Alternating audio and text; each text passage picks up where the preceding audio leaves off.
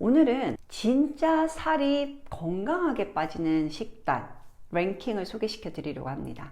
US 뉴스에서 매년 이렇게 각 항목별로 40명 이상의 전문 영양사와 의사들을 패널로 점수를 매겨서 발표를 하는데요. 진짜 살이 빠진다는 의미는 다른 건강상의 부작용이 없는 식단. 어제 말씀드린 빨리 뺄 수 있는 케토 식단은 장기간 하셨을 때는 이제 살은 빠지지만 동맥경화가 많이 발견이 됐었잖아요. 반면에 지금 소개시켜 드릴 식단은 꾸준히 하시면 오히려 이런 고혈압, 당뇨, 고지혈증, 거기다가 혈관 질환까지 모두 좋아지는 장점을 가지고 있는 식단들입니다.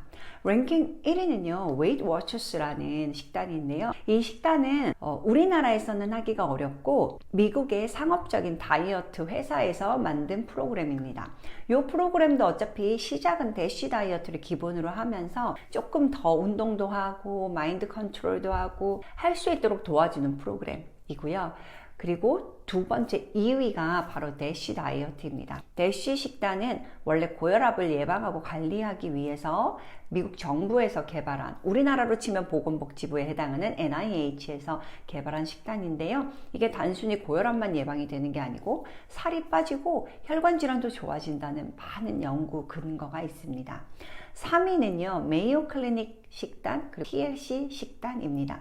메이오, 제가 쭉 훑어본 결과 결국 이 대쉬 다이어트를 기본으로 차용을 하는 것이고요. 어차피 대쉬 다이어트의 기본을 두고 있기 때문에 가장 우리나라에서 활용하기 좋으신 게 이 바로 대쉬 다이어트인 것 같습니다. 대쉬 식단에 대해서 설명을 그래서 드릴 건데요. 대쉬 다이어트를 설명드리기 전에 여러분들에게 강조드리고 싶은 거 한 가지가 있는데요. 이 대쉬 식단은 칼로리 이야기가 나오고 서빙이라는 일의 제공량 이야기가 나와요.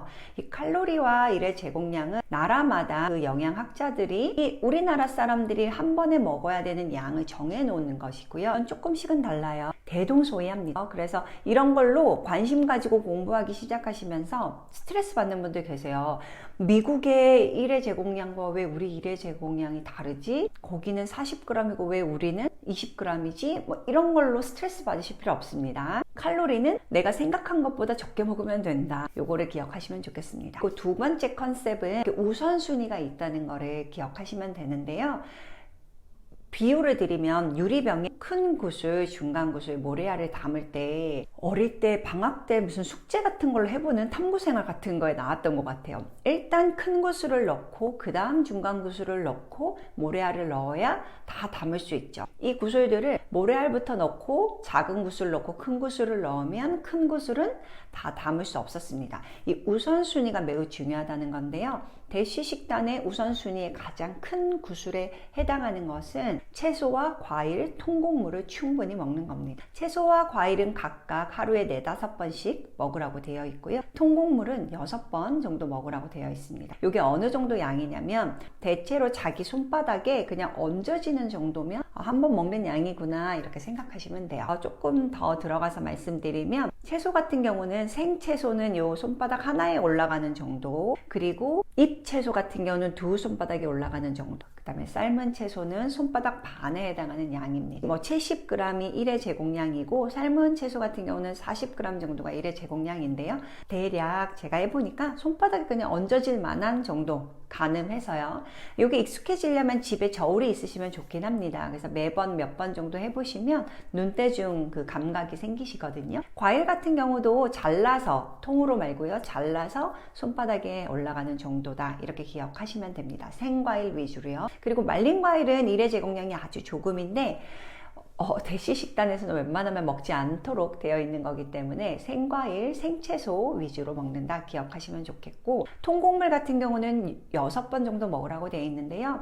1회 제공량이 우리 밥 공기로 치면은 절반 정도, 조금 안 되는 양이에요. 그래서 아이스크림 뜨는 그 동그란 스쿱 있잖아요. 그걸로 한 스쿱 정도가 1회 제공량이다 기억하시면 됩니다. 그래서 우리는 사실 곡물 먹는 건 어렵지 않은데 그거를 매번 밥으로 드시기보다는 종류를 다양하게 현미도 넣어보시고 충분히 6번 채우실 수 있을 것 같습니다. 중간 구슬에 해당하는 게 바로 그 다음은 저지방 단백질이에요. 저지방 단백질 같은 경우는 이제 계란, 두부, 그리고 고기 같은 경우는 껍질을 좀 떼야 되고요. 그 다음에 돼지고기나 소고기도 지방이 별로 없는 부위, 그리고 생선은 조금 기름이 있어도 좋습니다. 그건 불포화 지방이기 때문에 육고기 같은 경우는 가능하면 지방이 적게 드셔라. 돼지고기는 껍질 떼고 닭고기도 껍질 떼고 이렇게 이야기합니다. 이 단백질 섭취를 하실 때는 6번 정도 먹으라고 되어 있는데요. 1회 제공량이 미국으로 치면은 3온스예요. 그람으로 치면 80g 정도 되거든요. 마찬가지로 그냥 손에 얹을 수 있는 정도. 그리고 거기에 해당하는 계란으로 비유하면 계란은 한 2개 정도. 그 다음 모래알에 해당하는 게 바로 견과류와 저지방 유제품입니다. 유제품도 가능하면 저지방을 선택하라고 되어 있고요. 우유나 두유를 여러분들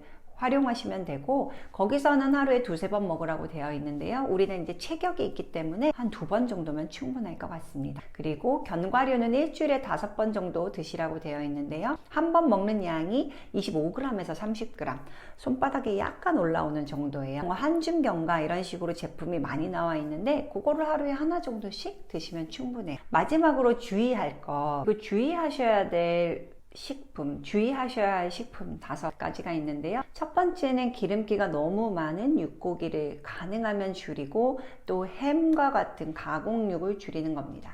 두 번째는 full fat이라고 하는데요. 그 지방 성분이 그냥 다 들어있는 거는 웬만하면 먹지 않는다. 이렇게 기억하시면 좋겠고, 세 번째는 탄산음료, 스포츠 음료, 그리고 가당 음료, 이런 음료들을 주의하셔야 됩니다. 그래서 가능하면 이런 음료는 물이나 아메리카노, 그리고 허브차, 이런 종류의 음료들을 활용하시는 게 전략이 됩니다. 네 번째는요, 간식 중에서 단 간식들, 그러니까 밀크 초콜릿, 아이스크림, 캔디, 이런 것들을 좀 줄이셔야 됩니다. 가능하면 드시지 않아야 되고요. 마지막으로 5번째는 바로 소금 섭취를 줄이는 건데요. 그래서 가장 현실적인 건 가공식품을 가능하면은 안 먹게 되면 나트륨 섭취가 자동으로 줄게 되고요. 신선식품 위주로 드시면. 그리고 우리 한국의 한식 문화에서는 국물 요리를 좀 줄이시면 충분히 나트륨 섭취는 줄일 수 있습니다. 꼭 기억하셔서 여러분들 요요고 부작용 없는 대시 식단을 한번 도전해 보시기 바랍니다. 감사합니다.